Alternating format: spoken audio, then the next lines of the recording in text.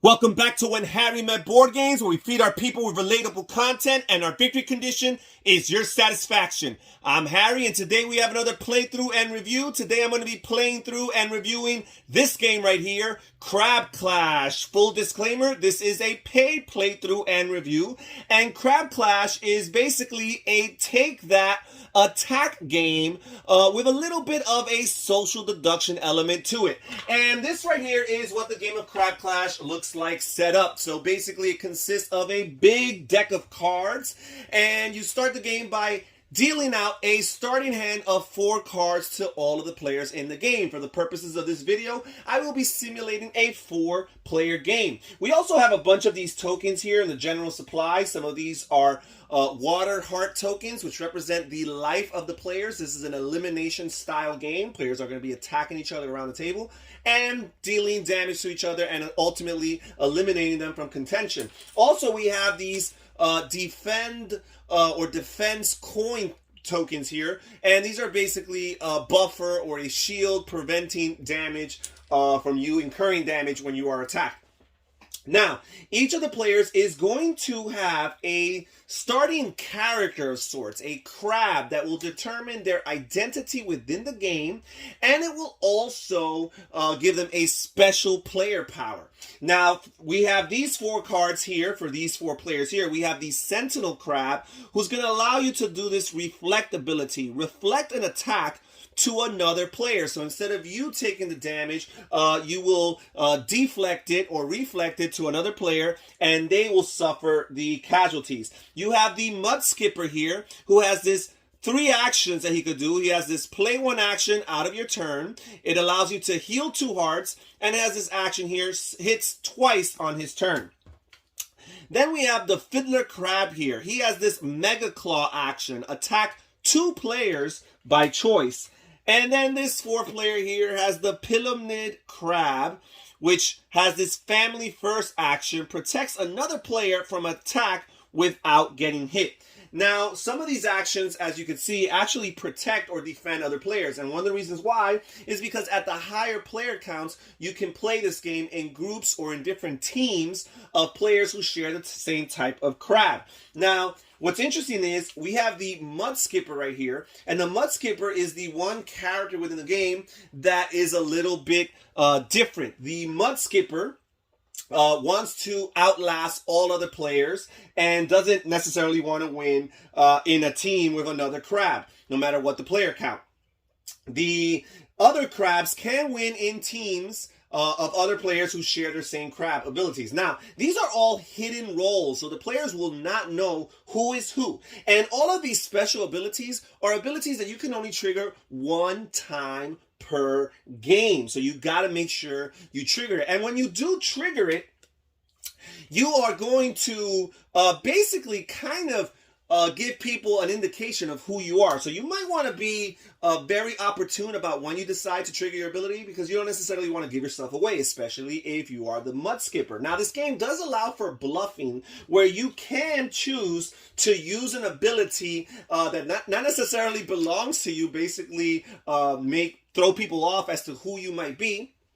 But players can choose to call your bluff, and if they call your bluff, you're going to have to reveal your character card and show who you are anyways. Also, you are going to pay a penalty of 2 defense coins whenever you are caught bluffing, or whenever you are caught breaking the rules. For example, if you try to accidentally or intentionally activate your player power a second time in the game, and another player on the table notices that you're doing so, then you are going to be called out by that player remembers, and you are going to have to pay the penalty of 2 defense coins. On the other hand, if people do not call out your bluff, they will have to pay the penalty for not calling out your bluff and for allowing you to break those rules.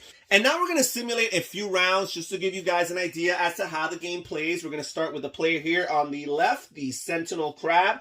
And a player's turn is divided into 3 phases. The first phase is the draw phase, in which a player will draw the top 2 cards from the draw deck and add it to their hands. However, in the first turn, we're actually going to skip this phase. For the second phase, you have your action phase, where you can play 1 or 2 of the cards in your hand. And I'm going to play this build a house turn right here, build a house action. And I'm going to play this breeding action, and these are going to let me get 2 and 1 of these defense coins respectively. So a total of 3 defense coins. And these defense coins are helpful because when a player attacks you, you can spend, or you must actually discard these defense tokens before you have to give up or relinquish any of your water heart tokens. Now, after you're done with the action phase, the third and final phase on a player's turn is the attack phase, in which they choose a player around the table and deal damage to him or to her. Now, again, for the first turn, there will be no action phase, so this player here is done with their turn, and we'll proceed to the next player here, which would be the Mud Skipper. And the Mud Skipper is going to begin their turn by drawing 2 cards from the top of the deck and adding it to their hand. Now, the maximum capacity for your hand is 6. If at any point you ever have more than 6 cards, then you will have to discard down to 6. Now that they're done with their draw phase, they will proceed to their action phase, in which again they could play 2 turns. They could play 2 cards. So I'm going to play this Mangroves card. In order to skip a player's turn, I'm going to make the Fiddler Crab here skip their turn. And I'm going to also play this Fill My Tummy card in order to get an additional water heart here and add to their life. The Mud Skipper here really wants to last as long as possible because they need to outlast everybody. And now this player will proceed to their attack phase, and they're going to choose a player to attack, and they're going to attack the Fiddler Crab here, who they just finished skipping their turn, and they're going to deal a damage to that Fiddler Crab. And now this player here is done with their turn. We'll proceed over here, but this player is actually not going to go. They're going to skip their turn because they had this Mangroves card played against them.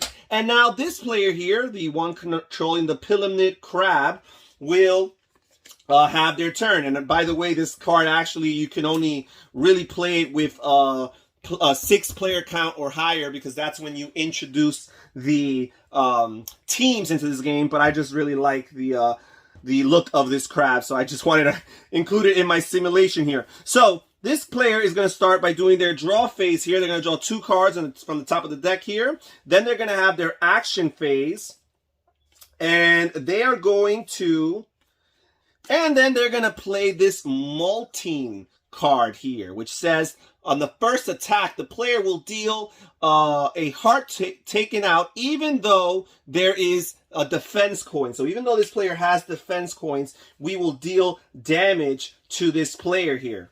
And they're going to play this Sea Waves to make a player discard all their cards. So this player here will also discard all their cards just in case they had anything that would help them defensively. So now this player will suffer damage, although they do have defense coins. But because this player here played the Molting card, the defense coins was not going to come to the rescue of this player right here. And this is pretty much how you play Crab Clash. It's a pretty simple game. Again, players are going to keep on going around, drawing cards, playing cards, choosing their opponents to attack, and also trying to kind of puzzle together the whole social deduction thing. Who is who might be on my side if you're playing a bigger game with teams, who is the Mud Skipper because they're a dangerous player and they're kind of like a renegade trying to go into business for themselves and trying perhaps to eliminate them first so that they don't have to worry about them. You're just trying to figure all these things out, and you're also trying to time wisely when to utilize your special player power, because you only get one crack at it, in order to maximize it and also to not give yourself away or give your identity away too early in the game. You also might want to try to find a way to bend the rules or break the rules, because this game technically does allow for it, as long as you don't get caught, in which you will have to pay a penalty for doing so. And that's pretty much what you're doing until one by one players are eliminated and only one player or one team of players or crabs are left standing. Let's get back and hear my final thoughts on this game. So what are my final thoughts on Crab Clash? Well, first of all, let's get the obvious out of the way. This is a take that elimination style game with some social deduction, which reminds me of Bang the Dice game. And I'm a big fan of Bang the Dice game. I think Bang the Dice game is a highly enjoyable game. And although it is a pretty easy game and a gateway style game, for lots of people, it probably would be too complex. And that's where a game like Crab Clash would come in. It's a very simplistic, intuitive, easy game to follow. The cards basically tell you what you do, and the rule books do have some clarifications if you ever have some confusion about particular cards. This game plays out very straightforward. Again, you have the potential for teams if you play at a bigger player count. I do think that that's the more interesting way of playing this game, because all of a sudden you're not only trying to figure out who these other characters are, but you're really trying to figure out who your teammates are. And as the mud skipper, it even becomes more interesting, and perhaps at a certain player count there might even be a second mud skipper out there in the game, so you're factoring all those things in.